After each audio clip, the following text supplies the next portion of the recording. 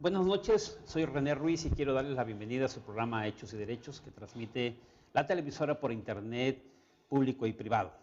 Una transmisión en vivo, sin fines de lucro, con el propósito de proporcionarle las herramientas, los elementos necesarios en su diario vivir, de manera tal que se le faciliten las cosas y sobre todo tenga un panorama diferente, amplio, en esa toma de decisiones que tiene en su día a día.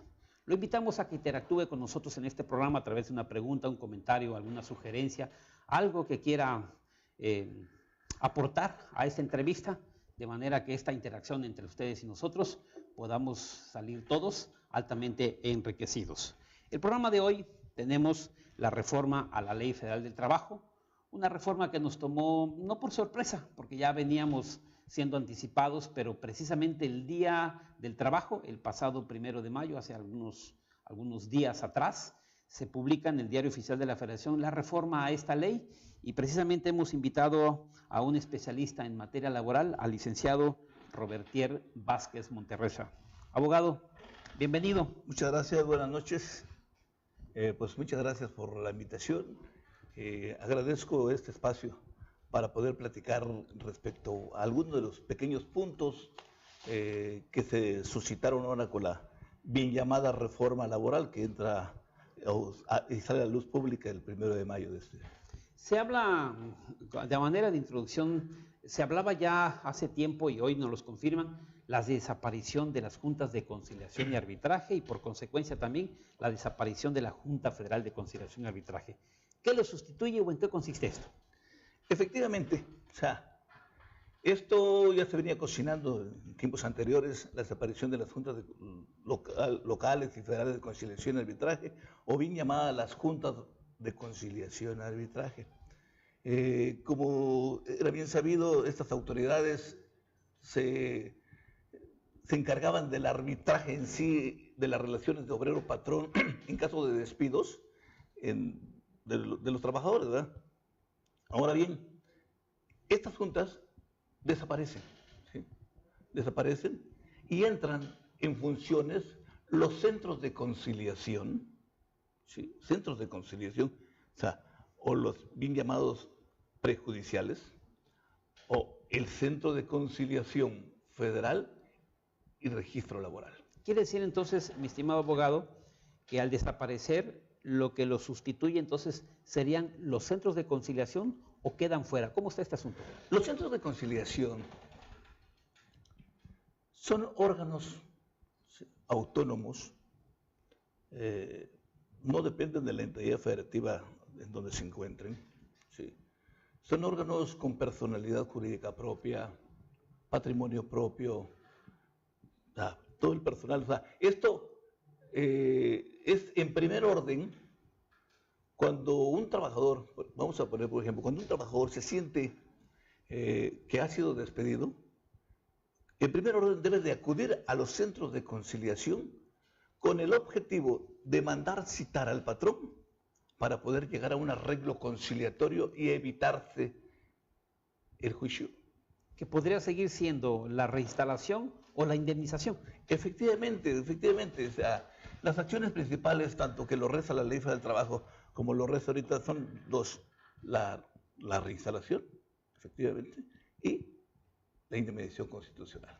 Esta reforma, abogado Robertier, esta reforma entra en vigencia a partir del 2 de mayo, pero desde luego que tiene algunas excepciones, ¿no? No toda la reforma entró a partir del 2 de junio. Te pregunto esto porque estoy pensando, ¿no? El día de hoy despidan a un trabajador o el día de mañana o pasado despidan a un trabajador y nosotros estamos diciendo, tú lo acabas de confirmar, la desaparición de la Junta de Conciliación y Arbitraje. Significa entonces la pregunta sería del trabajador, ¿y ahora a dónde acudo? Bueno, todavía están en vigor las juntas locales de conciliación y arbitraje. Todavía no está la creación de los centros, van a entrar todavía en creación. Entonces quiere decir que si un trabajador es despedido hoy, mañana o pasado, tendría que seguir acudiendo a la misma autoridad. Exactamente, a las mismas autoridades. Ahora bien, decíamos que existen los centros de conciliación. Era la función que en la Ley Federal del Trabajo lo hacía la Procuraduría de la Defensa del Trabajo. ¿Sí? es una autoridad que mandaba citar a los patrones con el objetivo de llegar a un arreglo, pero con la excepción que ahorita exactamente, ya es obligatorio agotar el periodo conciliatorio, para poder, ¿sí?, irme a la demanda laboral. Antes era opcional. Antes era opcional. Si yo quería, pues No llegaba a la acudías a la Procuraduría de Defensa y te ibas directo al juicio. Efectivamente presentaba mi demanda, sí, ya en las etapas procesales oportunas del juicio, antes de la reforma a la Ley Federal del Trabajo, que era tripartita, conciliación, demanda de excepciones, ofrecimiento de pruebas, y con la reforma en forma posterior, que se volvió bipartita, que es conciliación, demanda de excepciones y ofrecimiento de emisión de pruebas, el periodo conciliatorio se tenía que agotar, ¿sí?, porque era la primera fase procesal en el juicio laboral. Ya dentro de un juicio. Exacto. Ahora nos explicabas que los centros de conciliación van a operar como una etapa prejudicial. Efectivamente. Tenemos que agotar todos los trabajadores que se van involucrados en una problemática.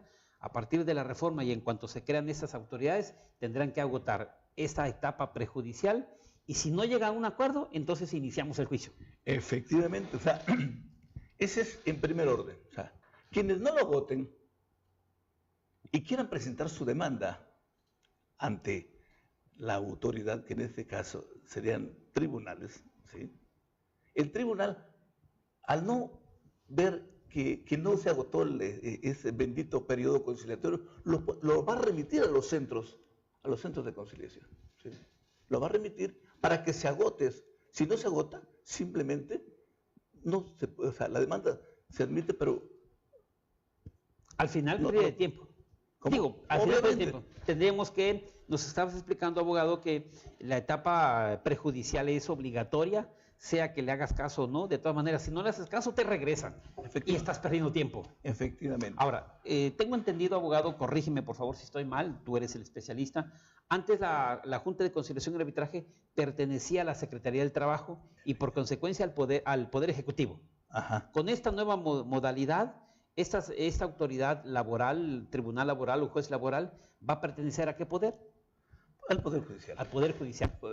Ok, muy bien. Entonces, desaparecen las juntas, tanto federal como local, y nos acabas de explicar que en lo que no entre en vigencia esta reforma, todas las controversias de orden laboral se siguen dirimiendo, se siguen arbitrando con la misma que conocemos hoy en día. Hasta ahorita, exactamente. Muy bien.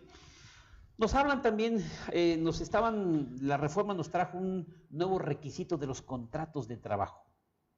Este nuevo requisito que dice que ahora hay que señalar los beneficiarios cuando se contrata el trabajador. De acuerdo, estaba yo revisando mis notas del artículo 25. ¿En qué consiste esto? Bueno,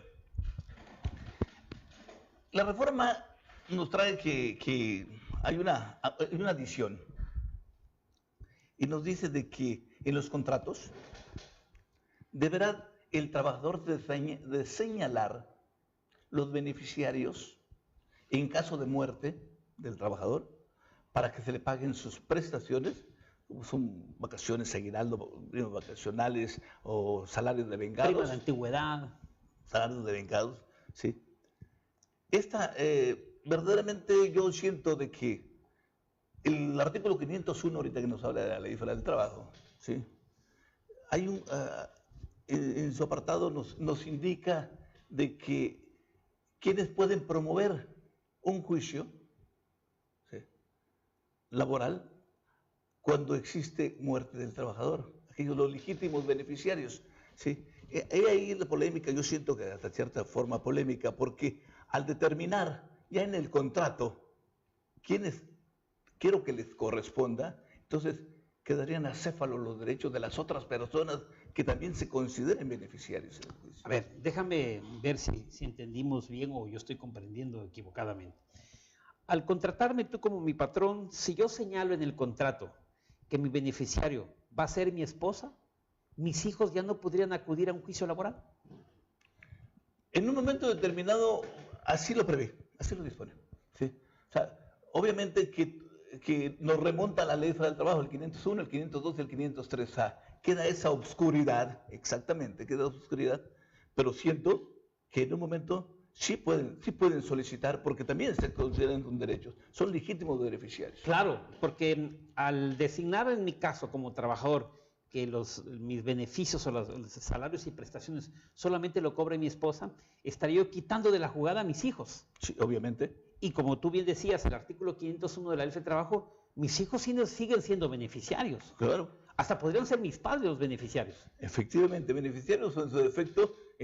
A veces tenemos hijos aparte que también tienen los mismos derechos que los hijos reconocidos, aunque nos reconozcan, aunque nosotros no estemos legítimamente casados con la otra persona, ¿no? Claro, el hecho de que tú les des tu apellido, el reconocimiento de paternidad, los incorpora al juicio laboral y no los puedes quitar.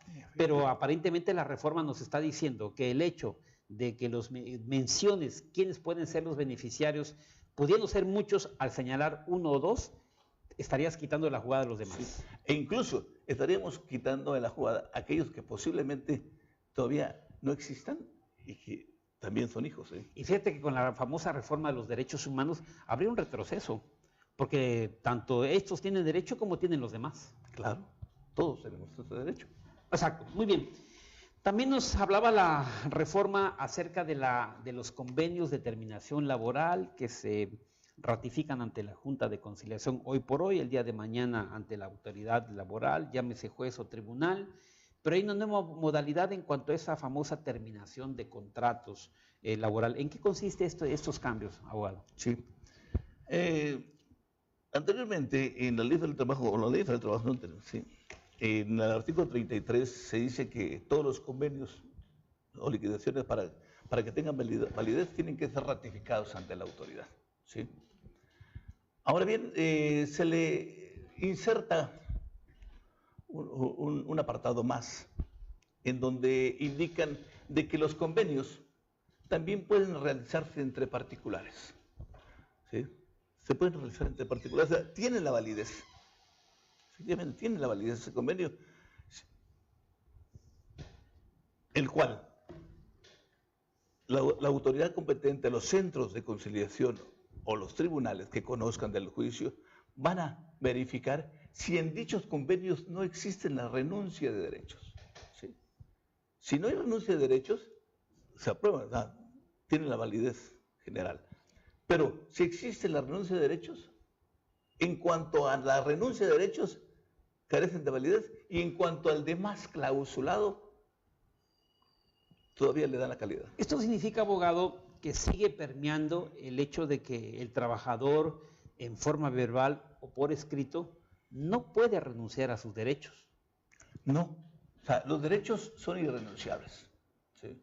Lo que por derecho le corresponde por el simple hecho de la relación obrero-patrón son irrenunciables: el salario, ¿sí?, las prestaciones como son el aguinaldo, periodos vacacionales, las vacaciones. Entonces déjame decírtelo de esta manera: el trabajador, tú y yo, patrón trabajador, podemos convenir renuncia de derechos, pero al querer perfeccionar este convenio ante una autoridad, no tendría su eficacia. Efectivamente. O sea, ¿por qué? Porque se tiene que hacer por escrito, y obviamente esa es la función ahorita de los centros de conciliación o los tribunales, ver que se protejan los derechos de los trabajadores. Esto me nace una pregunta que viene concatenada con la primera, cuando hablábamos de la desaparición de las juntas. Ya nos explicabas de una manera elocuente el hecho de que ahora hay una acción prejudicial obligatoria, y luego nos hablamos de que las juntas de conciliación y la federal se incorporan del Poder Ejecutivo, pasan al Poder Judicial. Acabas de explicar también el hecho de que hay que ratificar los convenios que hagamos, y no se permite aún, ni se permitía ni se va a permitir la renuncia de derechos. Esto me obliga a decirte, con este nuevo cambio de autoridades, abandonar una y incorporarnos a otra, ¿ganamos o perdemos? Pues siento de que en un momento determinado, para la clase trabajadora, pues va a sentirse más protegida. O sea, se les va a proteger más sus derechos en ese aspecto, ¿no? O sea, obviamente que los malos vicios están de origen, ¿sí? Pero se les van a proteger más los derechos, porque en un momento las autoridades se van a encargar exactamente de verificar de que no exista en dichos convenios esa famosa renuncia de derechos. Acabamos con la corrupción. Acabamos con la corrupción. Digo, porque es difícil. Abogado, el presidente de sus compromisos que hacía era eliminar la corrupción. Al quitar esta autoridad y crear otra, se supone que las malas prácticas allá se quedan y con esta nacen nuevas prácticas mejores y con una corrupción, digamos, quizás no cero, ¿eh? Yo creo que de palabra escrita, pues así se mira, ¿no? Sí, en el campo de los hechos.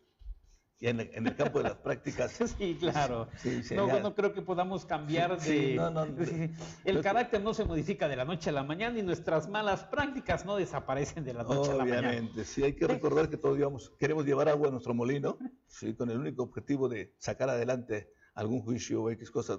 Somos abogados litigantes, pero que se termine la corrupción, siento que es muy difícil. Sí, esto viene de origen y hay que empezar de algo se inicia, ¿no? Pero claro. De todos. Bueno, algún día creo que no sé si lo vamos a terminar, si lo vamos a acabar o disminuir, pero creo que hoy por hoy no ha llegado el momento, ¿eh? No, yo creo que no, ¿eh? No lo veo. Déjame hacer una pequeña pausa y vamos a saludar a las personas que amablemente están escuchando este programa. Queremos enviarle un saludo a Wilfredo Fabián, él está atento al programa. A Lourdes Velázquez Méndez le parece un excelente tema. También nos manda saludos, te manda saludos Jimena Vázquez, espero que lo conozcas, ¿eh? Muy bien. A Robert Said, él está viendo el programa. A Caro Mancilla Linda Marcelín. A María Fernanda Vázquez, también escucha el programa. A Bish Shakat, saludo desde San Cristóbal de las Casas. También queremos enviarle un saludo a la licenciada Aida Gómez, que también está escuchando este programa. Y quiero aprovechar también para anunciarles la revista Asesores, hace una promoción y lanza nos da un regalo, va a obsequiar 2 suscripciones por un año a las personas que se comuniquen con nosotros. Y voy a hacer una pregunta, las personas que contesten en los próximos 5 minutos, les vamos a obsequiar una suscripción. Son 2 nada más que tenemos de la revista Asesores. Y la pregunta que hacemos es, ¿cuándo fue el primer día que mencionen por favor el nombre de la persona que nos visitó la primera entrevista de este programa de Hechos y Derechos? Fue el año pasado, así que las personas que se comuniquen con nosotros vía Face y nos digan el nombre de la persona que entrevistamos por primera vez cuando debutamos en el programa de Hechos y Derechos, les vamos a regalar esta suscripción de la revista Asesores a la primera persona y luego lanzaré la siguiente pregunta. Muy bien. A Elena Vázquez le parece un programa excelente. Roberto Castillo Coronado te manda saludos. Gracias. Al Doc Calderón también nos manda un saludo. Él le parece, mi estimado abogado, que está siendo muy explícito, muy claro en la exposición del programa. Y Juan Carlos Castro Alegría también te manda un cordial saludo. Gracias. Gracias a todas las personas que nos están escuchando en esta entrevista. Y quiero preguntarte algo, mi estimado Robertier. Se habla de actuaciones notoriamente improcedentes. Y una de ellas que revisé fue que el trabajador o lo que se está condenando es que el trabajador, cuando se le contrata, en ocasiones se le pide que firme en blanco. Y ese documento en blanco, no sé qué sucede cuando demanda el trabajador en el juicio laboral, aparece que se convirtió en renuncia. ¿Cómo la ves? Sí. Es una práctica cotidiana en los tribunales. Cotidiana, y ahora se está condenando a través de la incorporación del artículo 48 bis, ¿eh? Sí. Pues sí, ya ves que en la Ley Federal del Trabajo, en el artículo 48, no teníamos un 48 bis. Ahora agarran y le incrementan ese 48 bis, que es respecto a uno de los puntos que tú me estás comentando ahorita. Las benditas renuncias, esas benditas renuncias, es una práctica patronal con el objetivo, ¿sí?, de que en un momento determinado el trabajador, si llega a demandar, es una defensa del patrón para negar el despido, simplemente, para negar a cubrir las prestaciones que a derecho le corresponden al trabajador.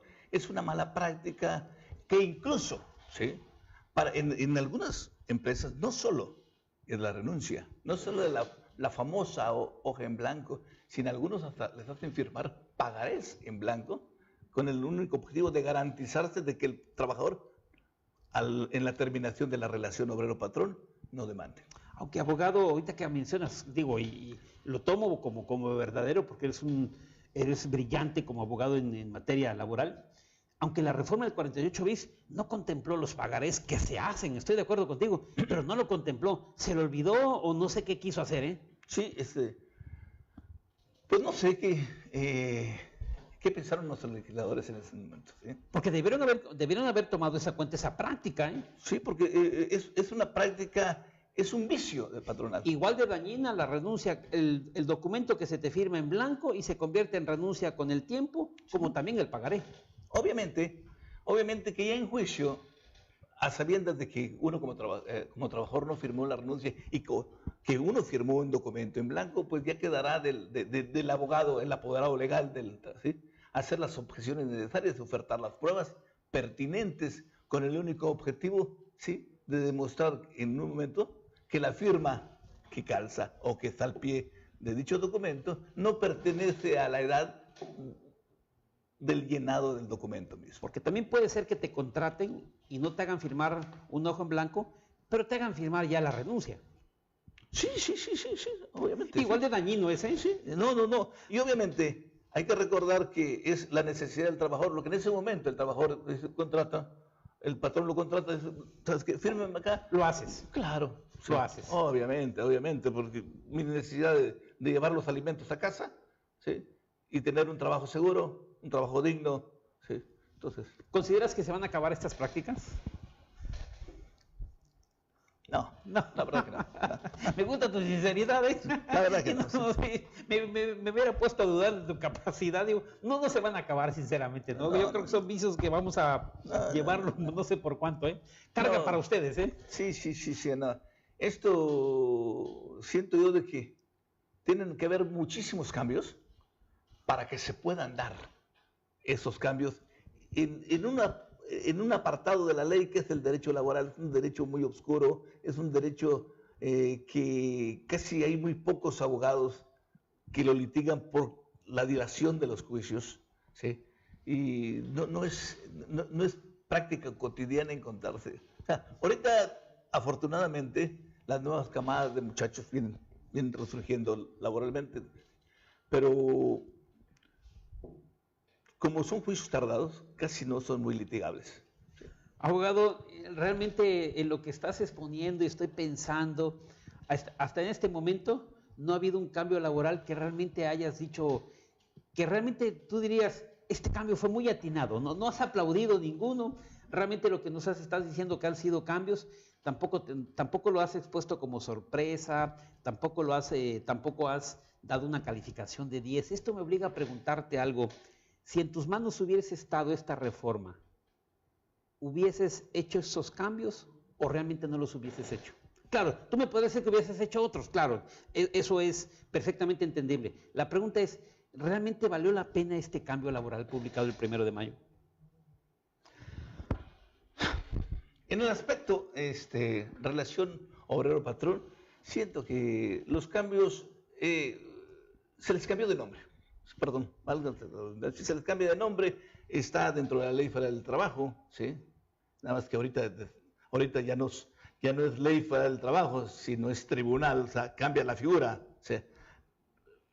Es un texto igual prácticamente y con ciertas inserciones que hasta cierto momento es lo que se viene dando en el campo de la práctica en el derecho laboral.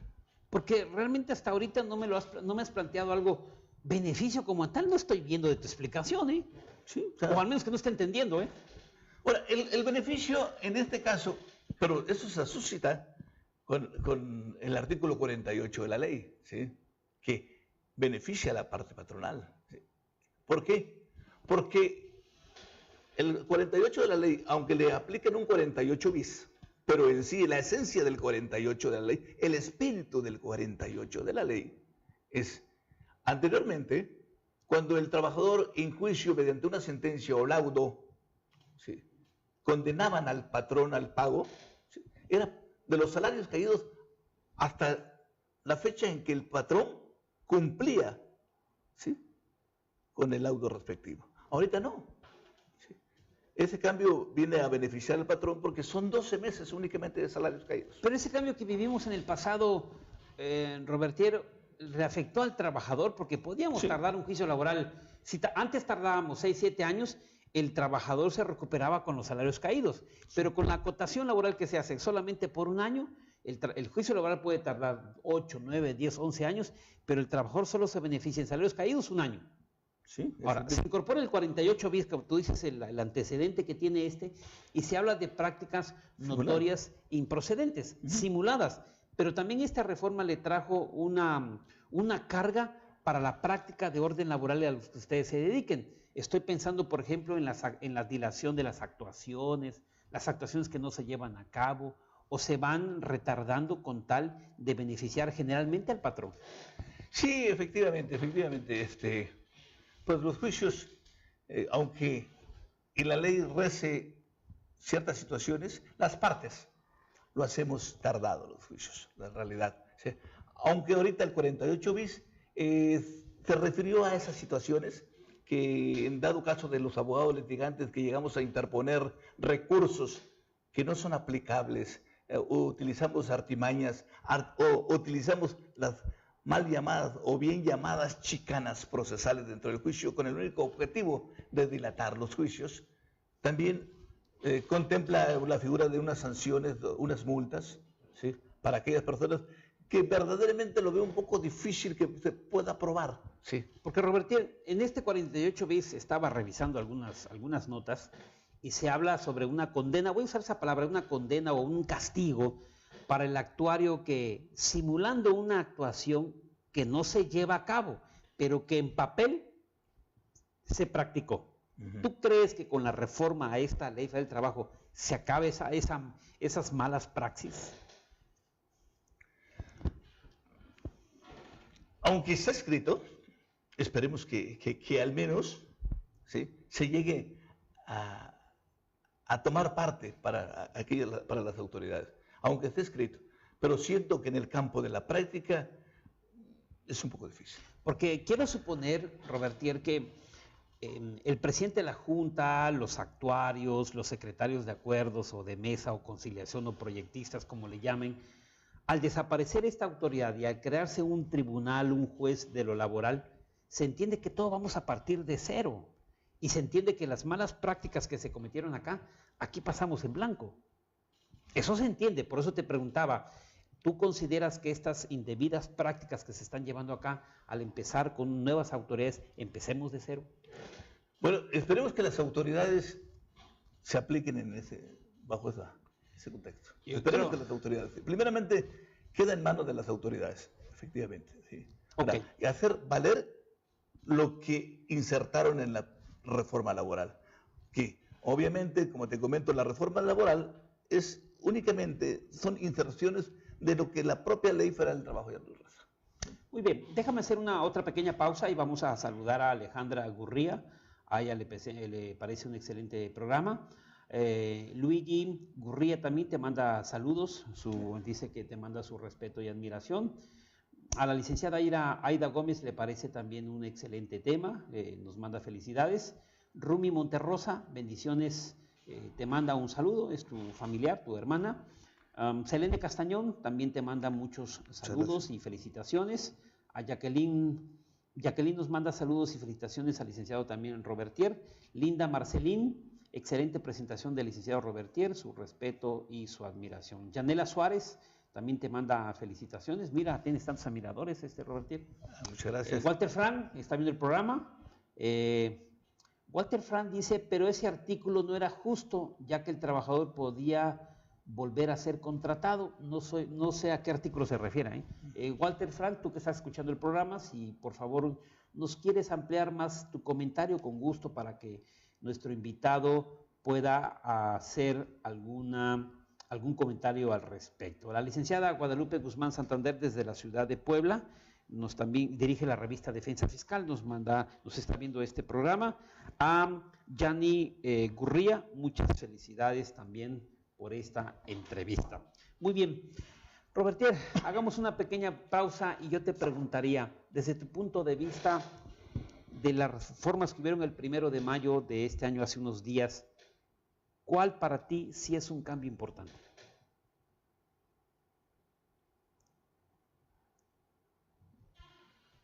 Lo que se puede ver, lo que se está viendo ahorita, se mira la celeridad de los juicios. Que supuestamente son juicios que van a salir lo más rápido posible, ¿sí? Porque, te decía, había mucha tardanza, existe una demasiada tardanza para las autoridades, ¿sí? En los acuerdos respectivos y... ¿Hablamos de juicios sumarios entonces? Bueno, estamos hablando de rapidez. Es un juicio sumario. Prácticamente venimos viendo que es un juicio sumario. Anteriormente, como te hacía el comentario, pues tú presentabas la demanda ante las juntas locales o federales de conciliación y arbitraje, o sea, acordaban su inicio y nos señalaban las audiencias de conciliación, demanda de excepciones, ofrecimiento de pruebas. ¿Sí? En conciliación, obviamente las partes, las autoridades trataban de avenir a las partes para llegar a un arreglo, y si no llegase a ese arreglo, la función que va a hacer los centros de conciliación, si no se llegaba a ese arreglo, se pasaba a la siguiente etapa, que la demanda de excepciones, donde se fijaba la litis, donde el trabajador exponía, ratificaba, modificaba, aclaraba su demanda y el patrón daba contestación a la misma. Y bajo esa etapa se suspendía y se fijaba nueva fecha y hora para la audiencia de ofrecimiento de pruebas.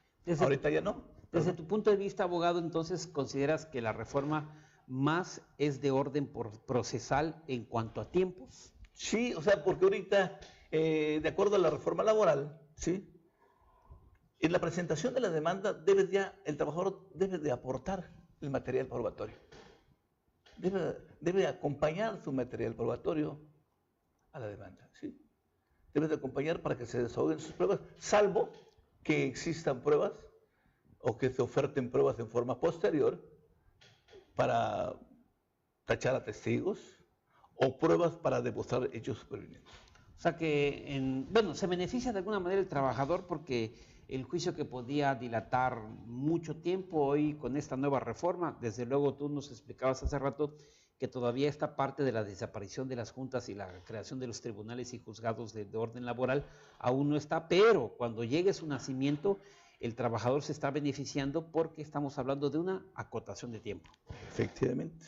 Así lo prevé, así lo dispone la reforma laboral. Y también estamos pensando que estas malas prácticas de corruptela, esas malas prácticas de dilatorias de juicio, que hacían eternos los juicios, ¿sí? Con esta nueva reforma estamos hablando de una reducción considerable. Efectivamente. O sea, es el espíritu del legislador al reformar esto. Pero también nos encontramos con un nuevo cambio. Yo no sé, yo creo que el momento no es el oportuno, y me refiero a que ahora antes se llamaba como trabajadores domésticos, ahora se llama trabajadores del hogar, pero resulta ser que la reforma al artículo 337 incorpora una obligación y le impone a los patrones que las personas que trabajan en casa, no quiero usar términos para no ser despectivo, pero la gente que trabaja en los hogares, los patrones ahora tienen la obligación de darles seguro social. Efectivamente, esto no lo rezaba. O sea, en los contratos de trabajo, pues no se implementaba esta norma, ¿no? Esta disposición. Ahora ya resulta ser una obligación para aquellos trabajadores, los trabajadores de casa, de hogar, ¿sí? De que el patrón tiene como obligación inscribir ante el órgano correspondiente a la trabajadora para que reciba ese servicio social. O sea que las personas que trabajan en casa de pronto van a demandar a la patrona o al patrón por incumplimiento de este derecho que tienen. Pues, obviamente, si lo reza la ley, ¿sí? Es una condición de trabajo que no se lo está dando, ¿no?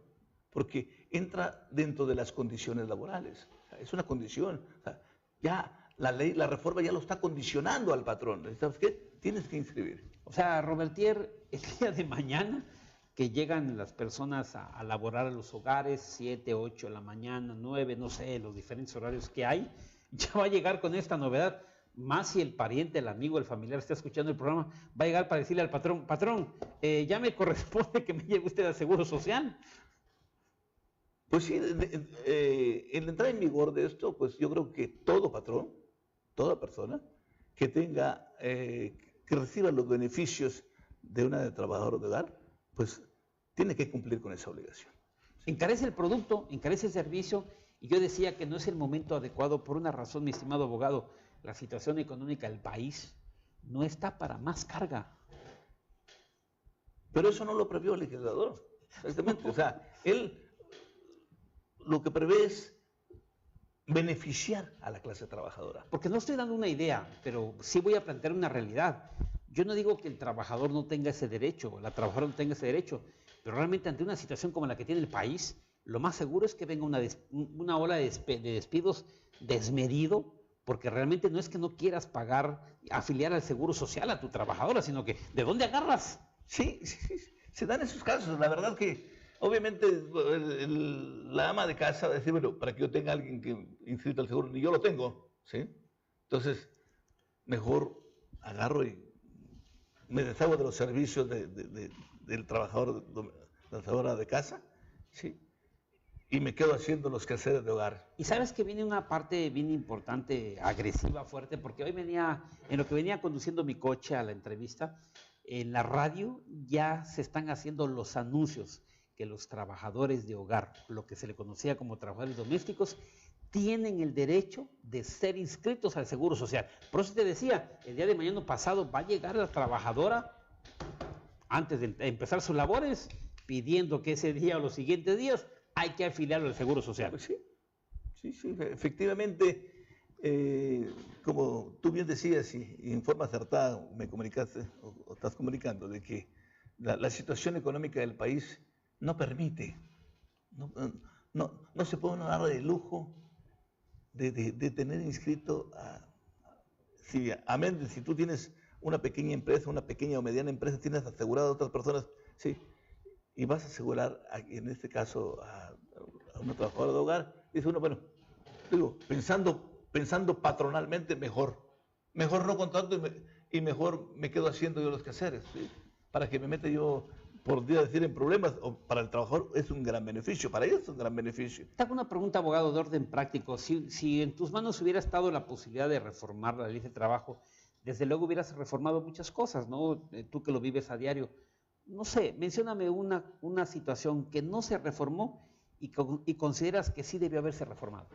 Una situación. ¿Que no se reformó? Sí, y que se debió haberse reformado.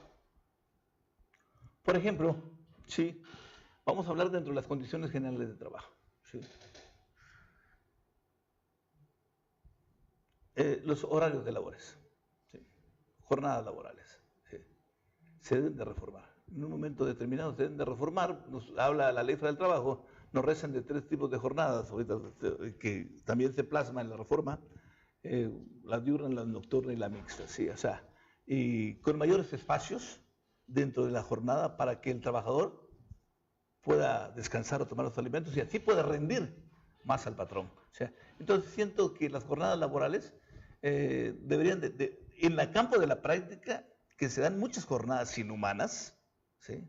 Muchas jornadas inhumanas, porque hay personas que verdaderamente en los campos, en todos los lugares, trabajan de sol a sol, ¿sí? Entonces, sí se deberían de reformar eso y el legislador debió haber tomado mayor atención para aquellas personas que están dentro de las labores, por ejemplo, de campo. ¿Sí? Cuando tú me hablas de inhumanos, entiendo el concepto de inhumano, pero específicamente desde el punto de vista laboral, ¿a qué te refieres?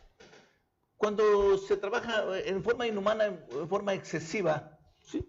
De manera excesiva, si tú quieres desempeñar un trabajo y le quieres dar mucho tiempo a tu trabajo, simplemente no lo desarrollas bien. ¿Por qué? Porque humanamente es imposible. ¿Sí? Humanamente es imposible. Entonces, tienen que ser jornadas, pequeñas jornadas, o sea, jornadas más que nada las estipuladas o menores que las estipuladas, para que el trabajador pueda rendir. Sí, porque estoy pensando, Robertier, no es lo mismo una jornada de 8 horas en un trabajador, por ejemplo, de 30 años, a un trabajador de 58 años. Obviamente. No estoy diciendo que el trabajador de 58 no pueda rendir, pero ya establecer las cargas laborales en igualdad de circunstancias cuando la fuerza no es la misma. Las capacidades físicas no son las mismas. Entonces, realmente una y dos, el rendimiento tampoco es lo mismo. Sí, obviamente. Y peor si le pones horas extras al trabajador ya de una edad considerable, por más que le pidas esa hora extraordinaria, creo que el rendimiento no va a ser el mismo al trabajador de 30 años. Sí, eso es lo que platicábamos ahorita, o sea, no es lo mismo, entonces por ello debe de velarse bajo ese contexto sobre el tipo de jornada laboral. Me gusta tu idea, porque el trabajador a mayor edad creo que se debería reducir su jornada de trabajo. Eso es lo que estoy pensando. Sí, para que pueda rendir. Para que pueda rendir, exacto. En el tema del rendimiento, creo que un trabajador, en cuanto empieza a pasar una edad determinada, creo que la jornada de trabajo debe apuntar a una reducción de esa jornada de trabajo para un mayor rendimiento. Sí. Y ahorita, desafortunadamente, una mala política patronal que, ya ves, a las personas, aunque mayores de edad, que son las personas con experiencia, con mucha experiencia, prácticamente ya no son contratados. ¿Sí? ¿Por qué? Porque ya no pueden rendir lo mismo para el patrón. ¿Sí? Claro. Entonces, Josefina Vázquez dice de cuántas horas hablamos. ¿De qué, perdón? No sé, ella dice de cuántas horas hablas. Me imagino que de la jornada diurna, la propuesta que tú haces. Estamos hablando que la jornada diurna... ¿De 8 horas? Son 8 horas de trabajo y que comprende de las 6 de la mañana a las 8 de la noche. ¿Sí? La jornada nocturna de las 8 de la noche a las 6 de la mañana. Y la mixta cuando se toman ambos horarios. ¿Sí? De eso estamos hablando. Yo creo que la pregunta de Josefina a lo mejor va en el sentido de que hablamos de reducción de jornada de trabajo, pero desde luego me parece, no sé, Robertier, que tendríamos que hacer un estudio, o alguien tendría que hacer un estudio para hacer la propuesta de cuánto debería aminorarse la jornada de trabajo para una determinada edad. Sí, y mayor remuneración económica. Y una remuneración, por supuesto, correcto. Robertier, de verdad me ha gustado esta entrevista, me ha gustado el programa. Estoy pensando en un pequeño, mediano, un empresario, un profesionista que quisiera contratarte. ¿Cómo te localizamos? Pues muchas gracias. Pues el despacho en materia laboral, 100% en materia laboral, pues están a sus órdenes en calle Central 254, despacho 304, edificio Zimmerman, entre Primera y Segunda Sur. Bien, así que para los que te quieran localizar, ahí tenemos los datos en pantalla. El abogado se dedica 100% a la materia laboral en la calle Central Sur número 254, edificio Zimmerman, despacho interior 304, ¿no? Ajá. El teléfono es 60-004-38. Y el correo electrónico del abogado es monterrosa.gurria@hotmail.com. Así es. Estimado empresario o profesionista, para los que enfrentan alguna dificultad de orden laboral, ahí tenemos los datos del abogado. Desde mi punto de vista, tengo rato conociéndolo al licenciado Robertier Vázquez Monterrosa. Me parece conozco 2 o 3 abogados, créeme, serios, buenos, excelentes, y créeme que Robertier, sin duda alguna, y sin tener la mínima inquietud, recomendaría tus servicios. Y quiero agradecerte, estimado abogado, por la asistencia a este programa. En verdad te agradezco. Muchísimas gracias. Ha sido muy enriquecedor.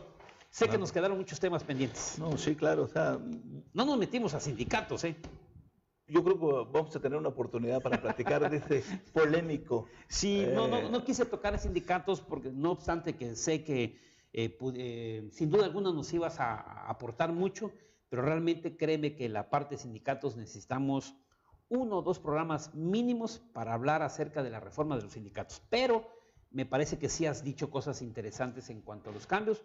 Desafortunadamente no estamos hablando de cambios de sustancia, solamente de forma, una especie de protocolo, como para que diga alguien, realmente se hizo una reforma laboral, pero durante toda la entrevista, Robertier, jamás escuché que hayas privilegiado una reforma. No sé si entendí mal. Pues sí, siento que en un momento determinado, como te hago mención, es una reforma escrita, una reforma de palabra, una reforma ahí en la ley, ahorita, que es una reforma que más que nada es un extracto de la ley del trabajo. ¿Sí? Entonces, pues esperemos de que yo esté equivocado, esperemos de que sí entren en funciones tal y como está escrito, de que las autoridades apelen a esa buena disponibilidad exactamente. A la integridad, ¿sí? Que ese ha sido el propósito. Sí. Pero bueno, ya nos tocará vivir, sobre todo ustedes, nosotros que estamos de fuera como patrones o trabajadores, pero ustedes como abogados ya les tocará vivir si realmente valió la pena la desaparición de las juntas de conciliación, la creación de una nueva autoridad que va a dirimir la controversia laboral, pero creo que eso pasarán quizás un par de años, ¿no? Esperemos. Porque no creo que este año lo veamos. Ni lo considero. Correcto. Pues, estimado público, quiero agradecerles a ustedes por la asistencia a este programa, a esta entrevista. Tenemos una cita, ustedes y yo, el próximo lunes. Mis datos aparecen en pantalla por si desean ustedes contactarme. Ahí tienen mis datos vía Face, vía WhatsApp, vía teléfono. Estamos a sus órdenes y queremos agradecerles porque estuvieron con nosotros participando muy activamente a esta entrevista. Así que el próximo lunes tenemos una cita, ustedes y yo, para una emisión más de este programa Hechos y Derechos. Gracias por su asistencia y que Dios los bendiga. Buenas noches, hasta luego.